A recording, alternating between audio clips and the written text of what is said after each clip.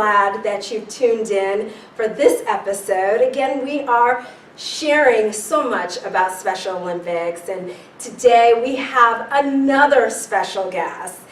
She is Physical Therapist of Excellence #2, Jen Roberts, and she's going to share with us her involvement at the North Carolina state level.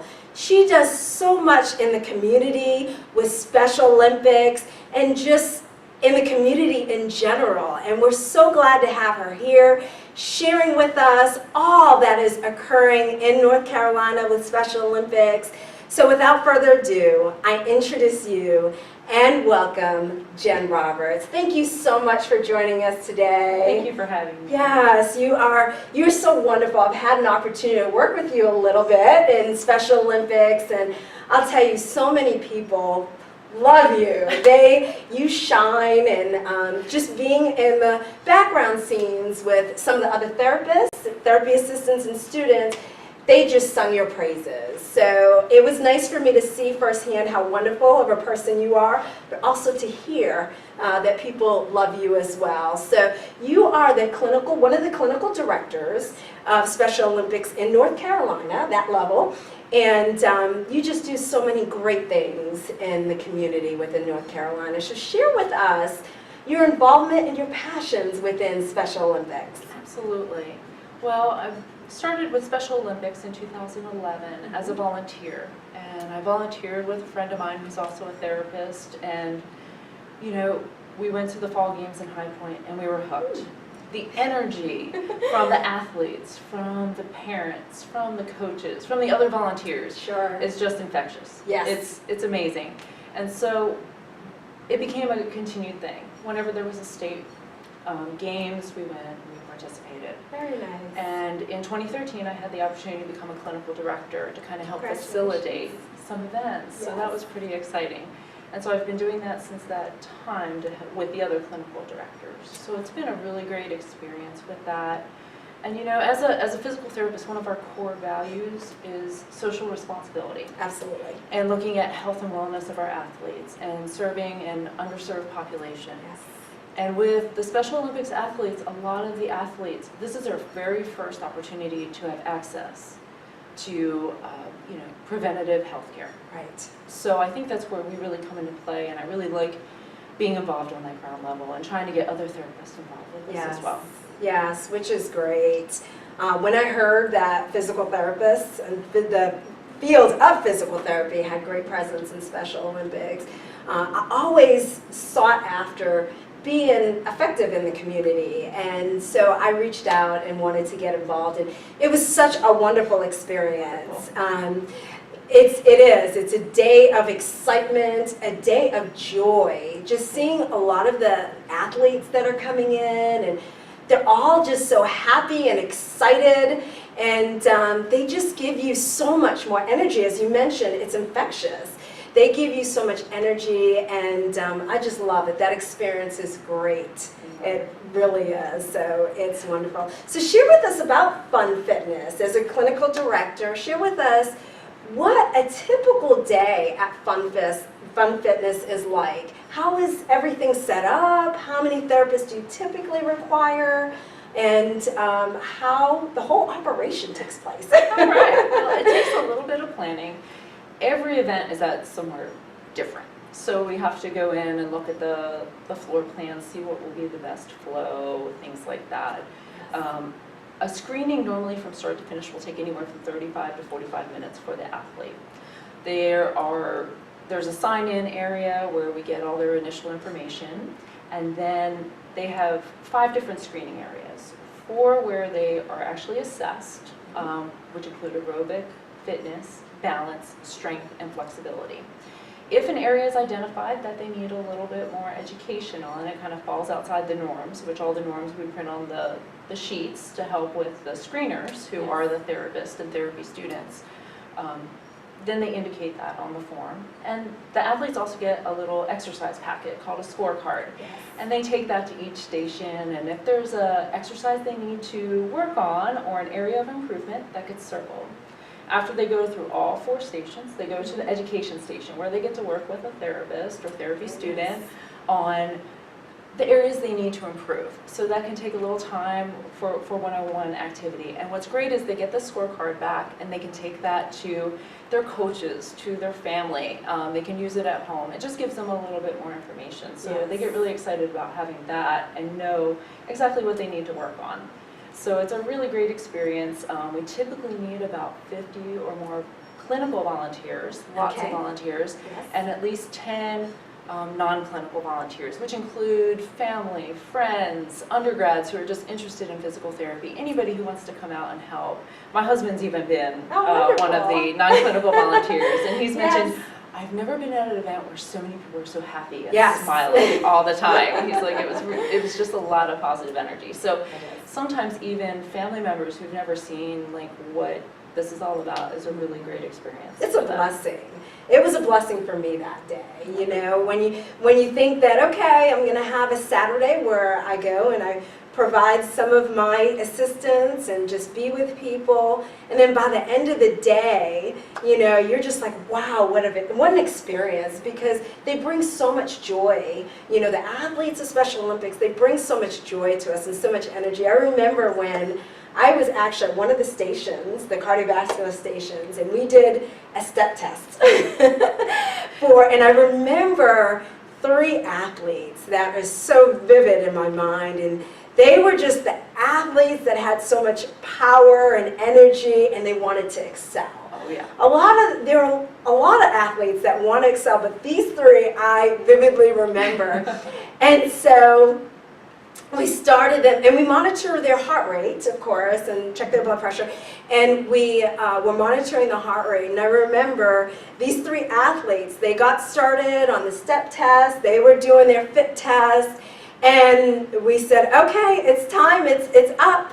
And they were just looking at us like, what's next? Is that all you have? So it was just fun. You know, for the average person, we would need a break. But they were just so excited and exuberant and ready to just participate. Absolutely. And it was wonderful to see. And it just brings so much energy within the whole environment. So that was definitely great to see. So you talked about volunteers. We have the North Carolina Games that will be in November. November Yes. 4th, is it? November 4th. Yes. Our fall games. Yes, will our be fall games. So that's exciting. In Charlotte? in Charlotte, and we will be looking for volunteers for that event, and that anybody can come out. If you're a licensed physical therapist or physical therapist assistant, if you're a student physical therapist or student physical therapist assistant in a program, you're welcome to come out. No experience necessary, except we just want people with lots of energy, who are Yes. kind, compassionate, and flexible, because you never know what's going to happen. We have the screenings, but everyone's different, and that's what we need to remember.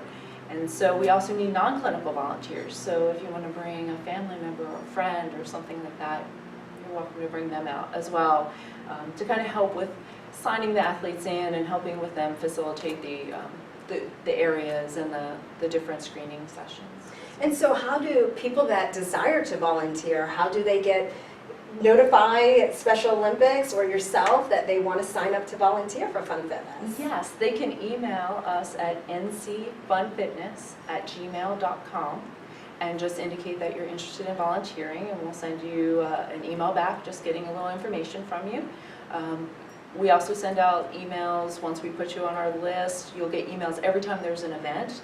And also we do blastcasts through the NCPTA as well. So if you email us, we can get you on the list and get involved. Yes, and it's great. So come out. Remember, November 4th, that's when the Fall Games, Special Olympics Fall Games, will occur in Charlotte.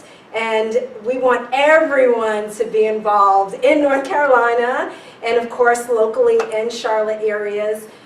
It's a wonderful experience to see, to witness, to volunteer, and just a great organization to get involved in. So definitely go to the website, and then also you can email to provide information about yourself and your interest in volunteering. And even if you can't make November 4th, send us your email, get it on the list, because we're also trying to do more local events and also and then we have summer games that comes up in June every year. So even if you can't make this one, get on the list, and hopefully you can make some other of our events coming up.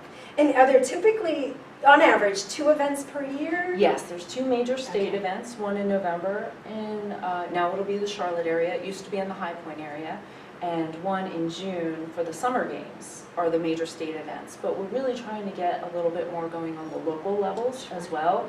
So even if somebody's involved with their school, student physical therapist assistants, if they have a program director that would like to do something locally, get in touch with us, and we would really help facilitate that, because the more we can start screening at a local level as well, it would be great. I mean, at the state level, we touch about 3,500 Oh, wow. athletes. We have the potential to. Yes. We typically screen anywhere from 75 to a little over 100 of those athletes who attend. But there are Yes. 40,000 athletes in the state of North Carolina. Wow.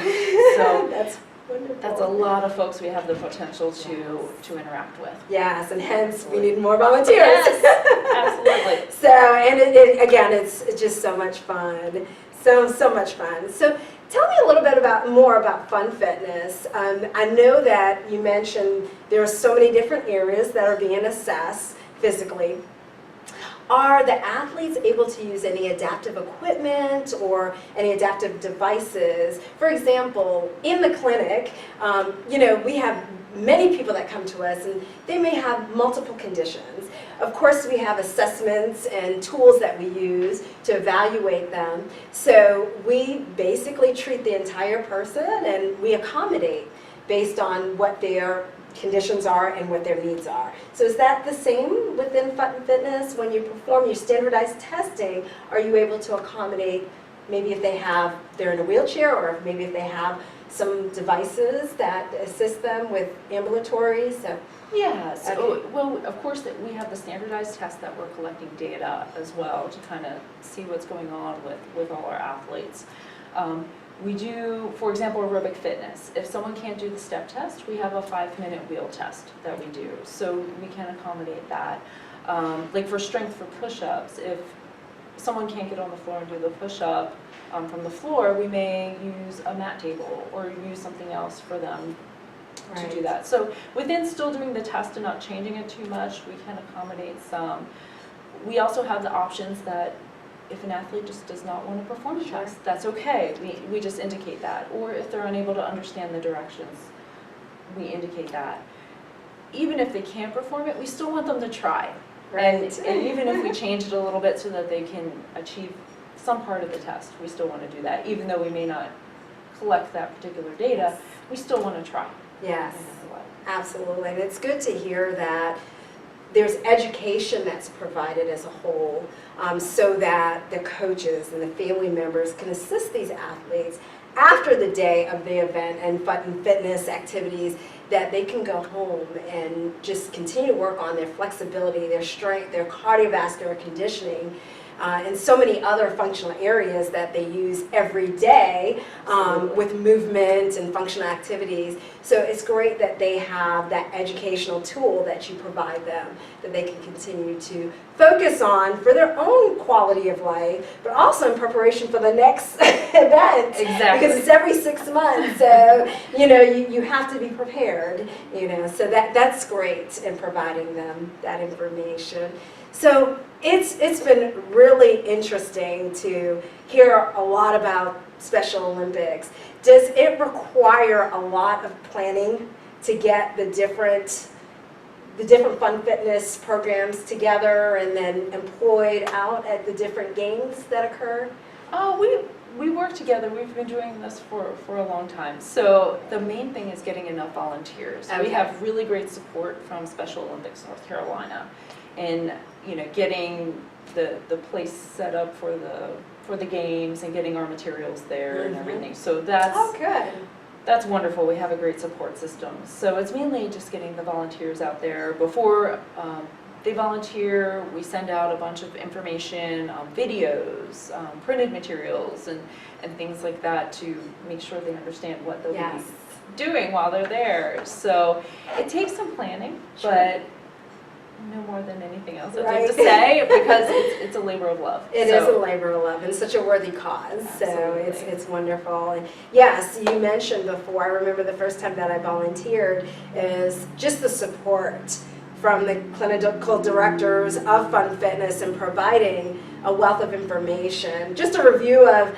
the various tests that we have to perform. Of course, as a physical therapist, and we are skilled in doing that, but it's great to just refresh that, okay, these are the tests that we're going to be performing, and they're standardized tests. And so it's good to have that preliminary reminder of what we'll be doing that day, so that once we get there for that day, that event, we are ready to hit the ground running and just have a great time doing what we love to do and providing physical therapy services, doing the assessments, providing the education, and just being there for these athletes. And you know, part of it is not only providing the assessments and the education, but providing love through just a smile, a handshake, just being there. Absolutely. And they are so appreciative of it, and it's such a great day of events.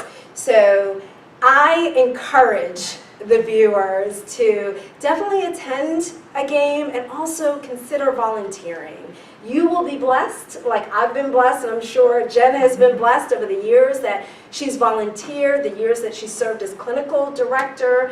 And we look forward to seeing how you will continue to shine and serve as clinical director within Special Olympics. So thank you so much Thank you for for your having me. time. Thank you for coming and sharing with our viewers and myself all that you do for Special Olympics. And we're so excited. We can't wait until the fall games in just a couple weeks.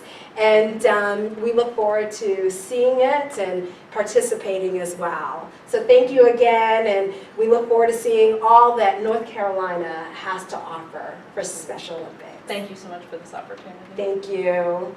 Wonderful. So stay tuned for some endearing moments within the Special Olympics athletes' experiences.